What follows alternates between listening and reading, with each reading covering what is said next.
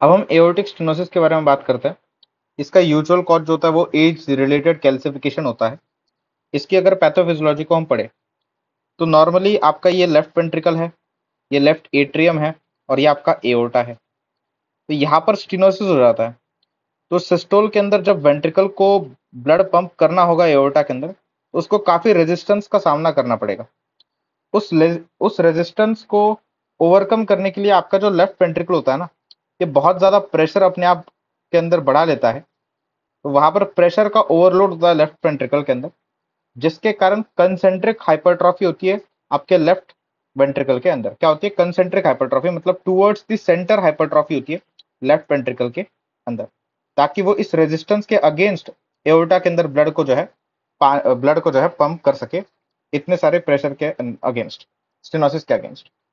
तो ये जो कंसेंट्रिक हाइपरट्रॉफी होती है, अगर इसको ट्रीट नहीं किया हमने, if it is left untreated, तो आगे जाकर ये लेफ्ट वेंट्रिकुलर हाइपरट्रॉफी आपके लेफ्ट वेंट्रिकुलर फेलियर के अंदर कन्वर्ट हो सकती है। और लेफ्ट वेंट्रिकुलर फेलियर अगर हो जाएगा तो आपके इस लेफ्ट एट्रियल प्रेशर जो है वो बढ़ जाता है। जब भी लेफ्ट वेंट्रिकुलर फेलियर होगा तो आपका लेफ्ट एट्रियम का जो प्रेशर है वो बढ़ जाएगा। ठीक है। क्या सिम्टम्स आपको दिखाई देगा? पहला सिम्टम आपको जो दिखाई देगा वो रहेगा अंजाना। अंजाना क्यों देखने को मिलता है? जब भी आपके लेफ्ट वेंट्रिकल की हाइपरट्रॉफी हो जाएगी, तो जो आपके ब्लड वेसल्स प्रेजेंट होते हैं वेंट्रिकल्स के ऊपर, due to the hypertrophy of the left ventricle, जो कोरोनरी वेसल्स सप्लाई करते हैं हार्ट को, वो भी कंप्रेस हो जाएंगे, जिसके कारण आपको अंजाना देखने को मिलेगा। क्योंकि कोरोनरी वेसल्स कंप्रेस तो हो ही रहे, साथ में आपके लेफ्ट वेंट्रिकल का काम भी बढ़ चुका है, उसको रेजिस्टेंस के अगेंस्ट ब्लड को पंप करना है। तो due to increase workload and साथ में कंप्रेशन जो हो रहा है कोरोनरी वेसल्स का, उसके कारण आपको इस्चेमिया होगा, जिसके कारण आपको चेस्ट पेन दिखाई देगा, अंजाना। एक्सर्शनल सिंकोप देखने को मिलेगा, मतलब जब आप एक्सर्शन करोगे तब जाके सिंकोप आएगा। रीजन क्या है इसका? Due to fixed cardiac output, जो कि एक्सरसाइज के दौरान इंक्रीज नहीं करता। नॉर्मली इंसानों के अंदर क्या होता है ना, हमारा कार्डियक आउटपुट फिक्स नहीं होता, जितनी जब जरूरत होती है उतना बढ़ जाता है।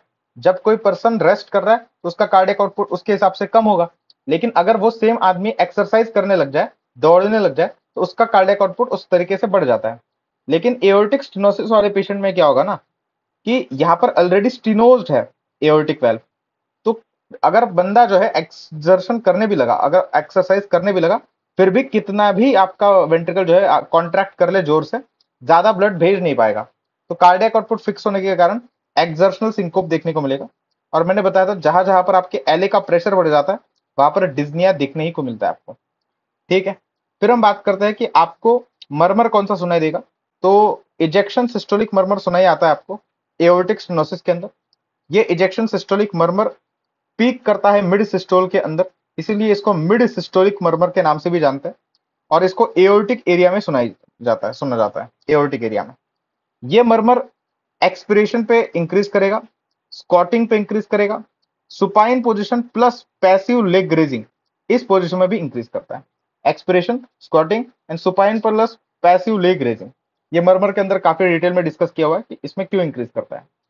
जो आपका इजेक्शन सिस्टोलिक मर्मर है, ये कैरोटिड्स की तरफ रेडिएट हो जाता है normally. Normally this ejection systolic murmur radiates to the carotids. लेकिन कभी कभार ऐसा हो सकता है कि ये इजेक्शन सिस्टोलिक मर्मर जो है एपेक्स की तरफ रेडिएट करे, एपेक्स की तरफ रेडिएट करे, ऐसा भी हो सकता है। और अगर आपका ejection systolic murmur of aortic stenosis apex की तरफ रेडिएट करता है, तो उसको हम गैलावार्डिन फेनोमेना कहेंगे। क्या कहेंगे? गैलावार्डिन फेनोमेना। ठीक है। फिर आपको ये क्लिनिकल क्राइटेरिया पता होना चाहिए for the severity of the aortic stenosis, जिसके अंदर 3 पार्ट्स आते हैं। अगर आपकी जो क्लासिकल पल्स होती है एओर्टिक स्टेनोसिस की, that is parvus et tardus, low amplitude late peak pulse, अगर ये क्लासिकल पल्स आपको मिल रही है एओर्टिक स्टेनोसिस के अंदर, तो वो सीवियर पेशेंट है एओर्टिक स्टेनोसिस का। सिमिलरली अगर आपको हार्ट साउंड के अंदर सेकेंड हार्ट साउंड में रिवर्स स्प्लिट दिख रहा है ड्यू टू लेट A2, तो फिर उससे वो क्या हो जाएगा? सीवियर एओर्टिक स्टेनोसिस का हो जाएगा। और जो मरमर आपको सुनाई दे रहा है, मरमर तो हमेशा इजेक्शन सिस्टोलिक मरमर सुनाई देगा, इनिशियल स्टेज ऑफ डिसीज में भी, लेट स्टेज ऑफ डिसीज में भी।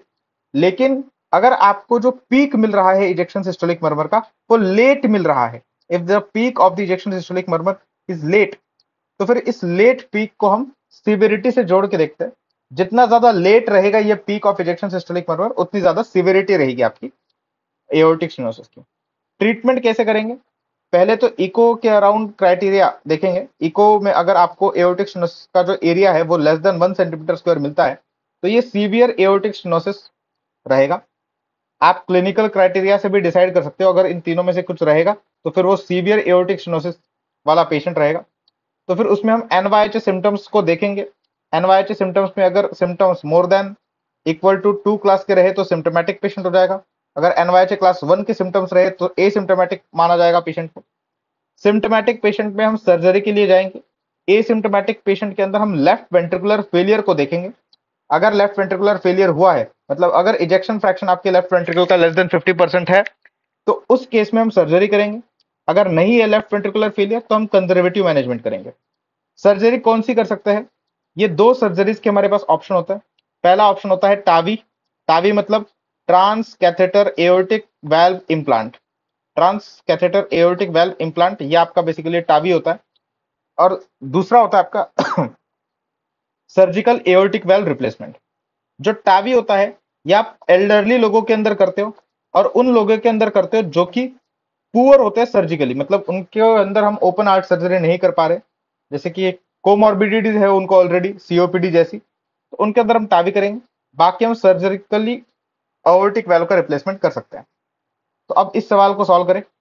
एक 80 ईयर का ओल्ड मैन है जो सीवियर एओर्टिक स्टेनोसिस से सफर कर रहा है। बता दिया है आपको खुद से कि सीवियर एओर्टिक स्टेनोसिस है and is experiencing exertional syncope. Symptomatic है, मतलब इकोकार्डियोग्राफी पे एरिया 0.7 सेंटीमीटर स्क्वायर से है आपके एओर्टिक वाल्व का, और नॉर्मली 1 सेंटीमीटर स्क्वायर से छोटा अगर रहा तो सीवियर एएस मान लिया जाता है।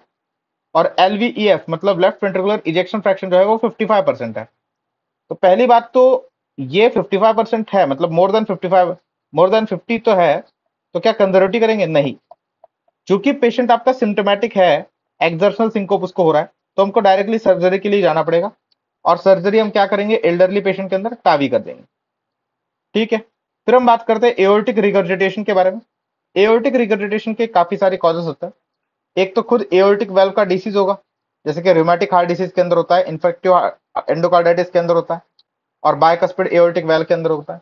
या फिर एओर्टिक रूट डायलेटेशन हो रहा होगा जिसके कारण एओर्टिक रिगर्जिटेशन हो रहा होगा, जो कि आपको Marfan syndrome, connective tissue disorders, large vessel vasculitis के अंदर देखने को मिलता है। अगर एओर्टिक रिगर्जिटेशन किसी खुद के एओर्टिक वाल्व डिसीज के कारण हो रहा होगा ना, तो फिर आपको आवाज अर्ब्स एरिया में सुनाई देता है। लेकिन अगर एओर्टिक रूट डायलेटेशन के कारण एओर्टिक रिगर्जिटेशन होता है तो आपको राइट साइड ऑफ स्टर्नम में जो है आवाज सुनाई देता है मरमर का। ठीक है, फिर हम बात करते हैं कि पैथोफिजियोलॉजी क्या है एओर्टिक रिगर्जिटेशन का। एओर्टिक रिगर्जिटेशन के अंदर नॉर्मली डायस्टोल के अंदर क्या होता है? नॉर्मली नॉर्मली डायस्टोल के अंदर लेफ्ट एट्रियम से लेफ्ट वेंट्रिकल के अंदर ब्लड आता है और ये वाल्व आपका बंद होता है। लेकिन एओर्टिक रिगर्जिटेशन के अंदर चूंकि आपका एओर्टिक वाल्व क्लोज होने में क्लोज नहीं हो पा रहा, तो जो ब्लड है ये आपका वापस आ जाएगा लेफ्ट वेंट्रिकल के अंदर। लेफ्ट एट्रियम से तो नॉर्मली भी ब्लड आ ही रहा था डायस्टोल के अंदर, अब लेफ्ट वेंट्रिकल के अंदर एओर्टा से भी आ रहा है। तो लेफ्ट वेंट्रिकल के अंदर वॉल्यूम ओवरलोड होगा।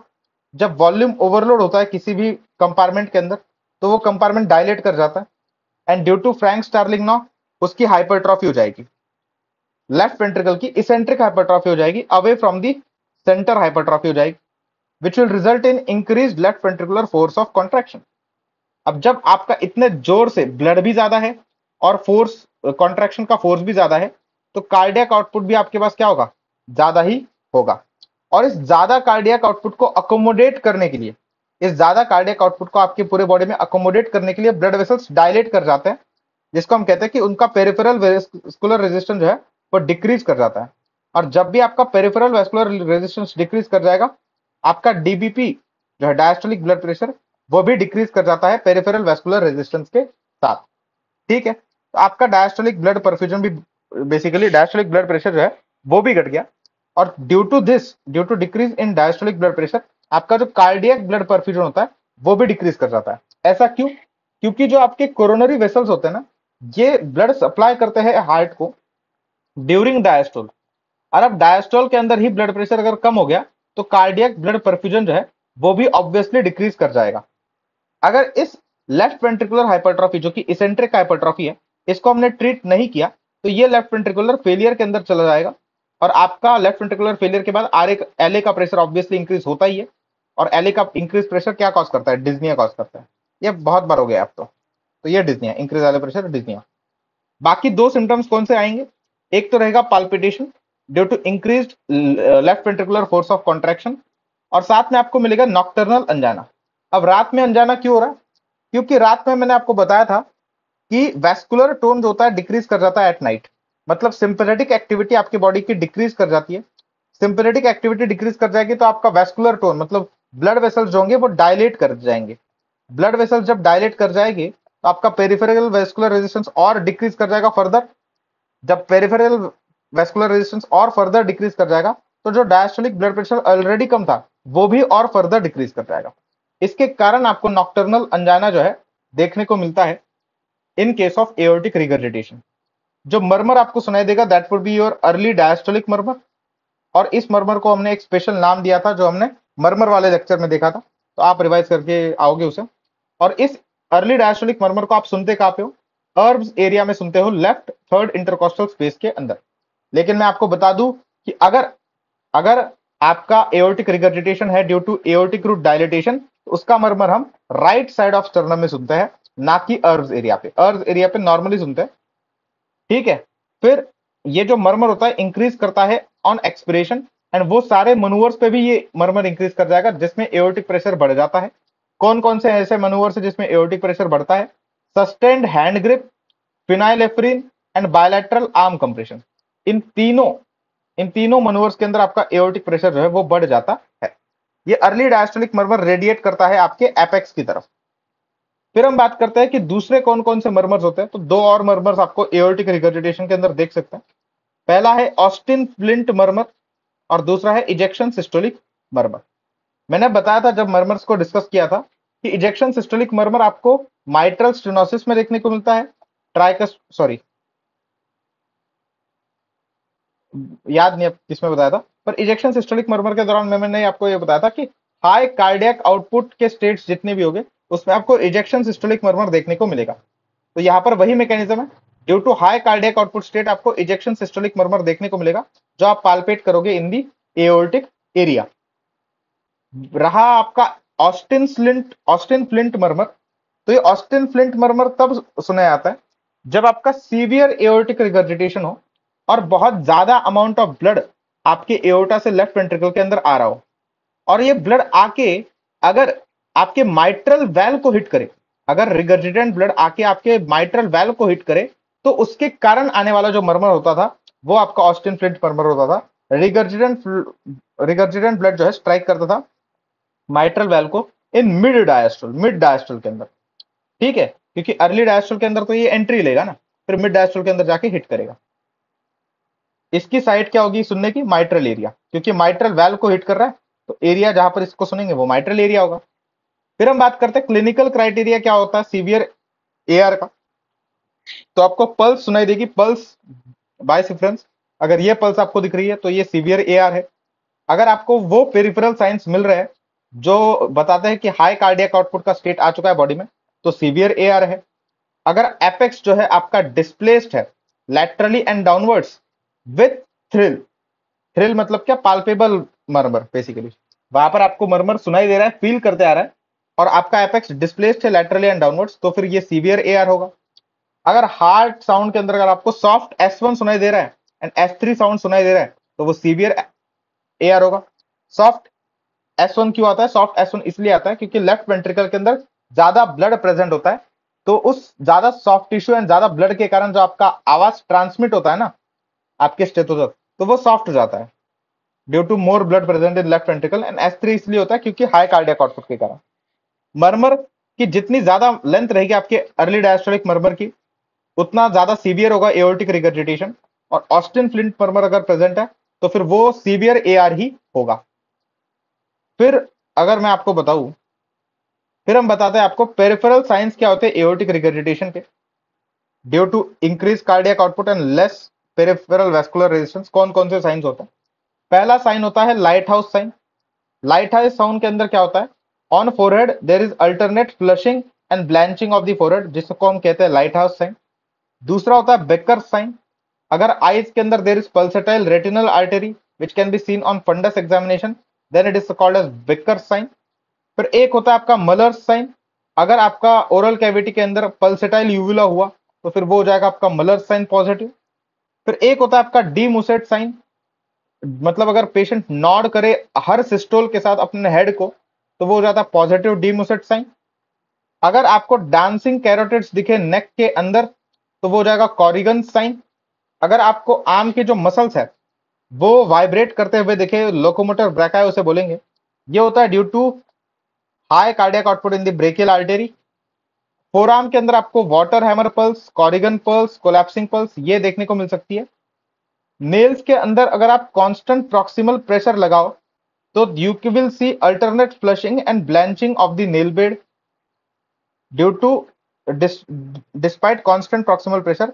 इसको हम बोलेंगे क्विंकित साइन। देखो नॉर्मली अगर आप कांस्टेंट प्रॉक्सिमली प्रेशर लगा के रखो ना नेल के ऊपर तो नेल बेड जो है ये आपका कैसा हो जाता है, ये हो जाता है व्हाइट हो जाता है, ठीक है ना, मतलब ब्लैंच कर जाता है।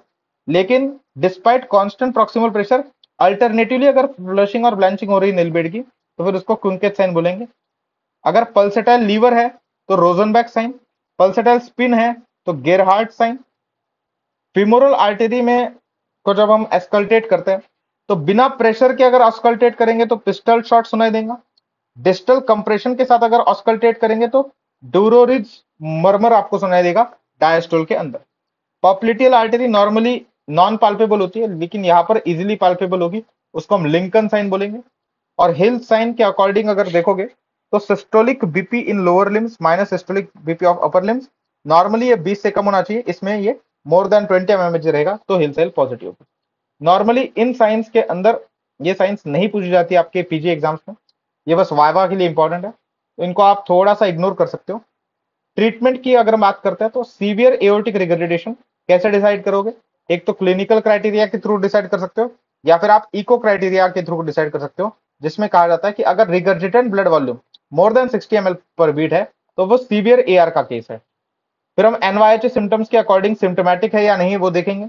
अगर more than equal to class 2 के सिम्टम्स है तो पेशेंट सिम्टोमेटिक हो जाएगा, अगर क्लास 1 के सिम्टम्स है तो पेशेंट एसिम्टोमेटिक हो जाएगा। सिम्टोमेटिक पेशेंट में सर्जरी करेंगे, एसिम्टोमेटिक पेशेंट में लेफ्ट वेंट्रिकुलर इजेक्शन फ्रैक्शन को चेक करेंगे, अगर वो लेस देन 50% रहा तो फिर आप सर्जरी करोगे, अगर वो मोर देन 50% रहा तो कंजर्वेटिव ट्रीटमेंट देंगे एस इनहिबिटर्स के थ्रू। सर्जरी वही करता है जो आप एस इनहिबिटर्स एस इनहिबिटर्स जो आप एओर्टिक स्टेनोसिस के अंदर करते हो। तो अभी हमने नियरली सारे वैल्वुलर हार्ट डिसीज जो है खत्म कर दिए। तब तक के लिए टाटा बाय बाय।